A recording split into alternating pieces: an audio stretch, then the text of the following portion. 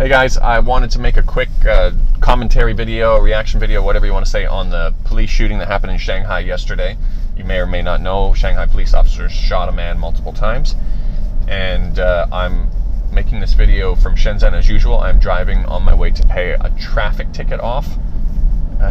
Maybe there's an irony there. I'm making a video while going to pay off a traffic ticket. Does that count as distracted driving? Whatever. I'm not looking at the camera, and I'm using a wireless headset. You can still judge me if you want. It's okay. But anyways, my traffic ticket, just a side note, it was for going about 20% over the speed limit on my way to Dali in Yunnan province. It's about a 20-hour drive from Shenzhen. So I was bound to get a ticket somewhere along the way, especially with how heavy my foot is. The way I got caught was pretty much everything is automated here. I've never ever been pulled over for a traffic violation in China. It's all pretty much automated. The only time I've ever been physically stopped by police once was for random checks on cars, making sure they have all the their documents in order and stuff like that. That was once at a checkpoint, and then a few other times were DUI checks, which happens everywhere, right? But this one, what it does is the way that the system works is they'll take a picture of your license plate at one spot, then whatever, 1 kilometer, 2 kilometers down the highway, they'll take another picture and it will calculate your speed in between those 2 points. And apparently during one of those measurements, I was over by 20%. So the fine is really low. It's like 200 or 300 RMB, I think, like something like that.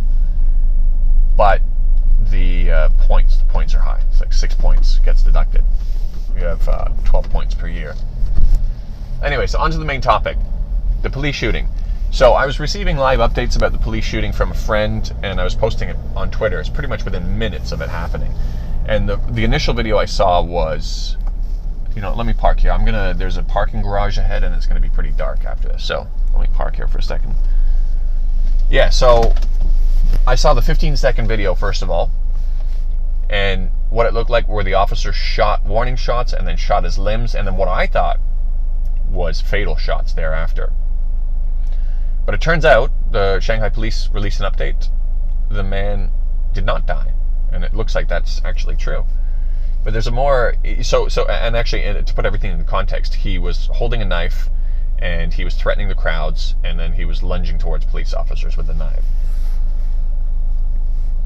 And so the interesting parts of the story here that I want to get to, the bystanders that were kind of standing by, they were just kind of hanging out and watching this thing. Like, there was a guy who rocked up on a electric motorcycle, and he was pretty close, and he's just like seeing what's going on, because this is so rare. This does not really happen in China, and it's even rare to see police officers holding guns here.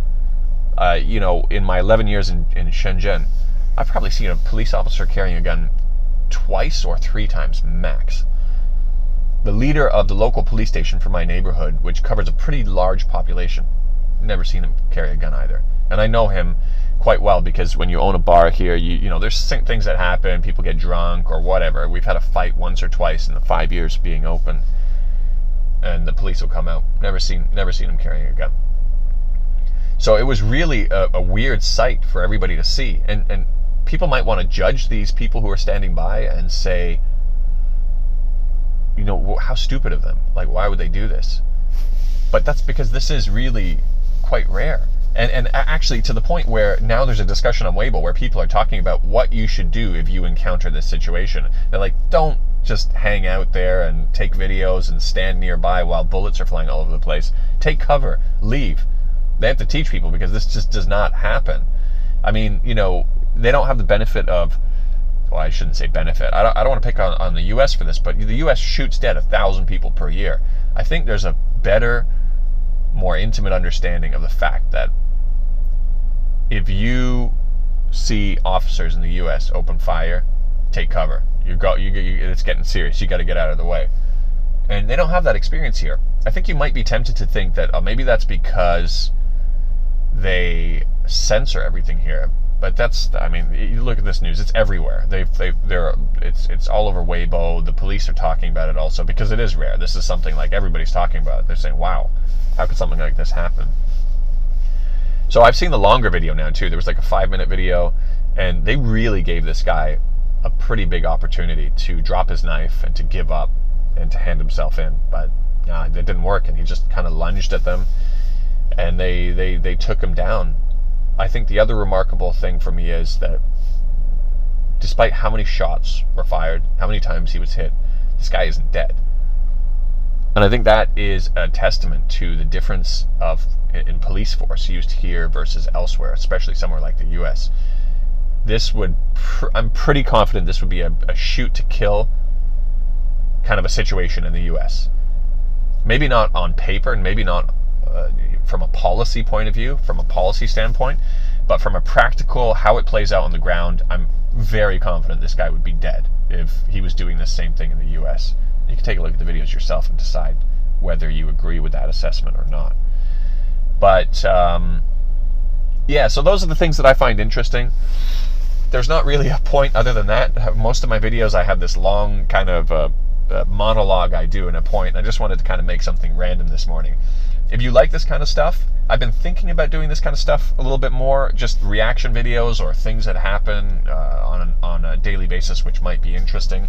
I have another one planned that I think I want to do where the apartments in this area of Shenzhen, they are incredibly expensive. You're talking about $8 million US for 2,000. I only know how to think in square meters now. It's like 250 square meters max. The prices are astronomical in this area of Shenzhen, and I have a friend who's a really good friend who's a real estate agent here. I want to give you guys a tour of one of those super expensive apartments, and you see for yourself how ordinary or how special it is or whatever, and I'll show you the garden that it's in and stuff like that. So if these kind of random videos about China are of an interest to you, let me know in the comments, and I'll do more of them.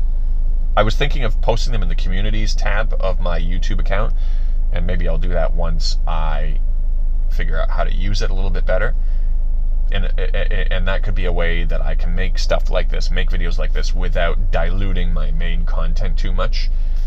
Or maybe this isn't something you guys want to hear at all. So just let me know in the comments, and it'll help me figure out what to do with this channel, or if I need to make a separate channel for this kind of stuff. Anyway, that's it for me, and I will talk to you guys soon.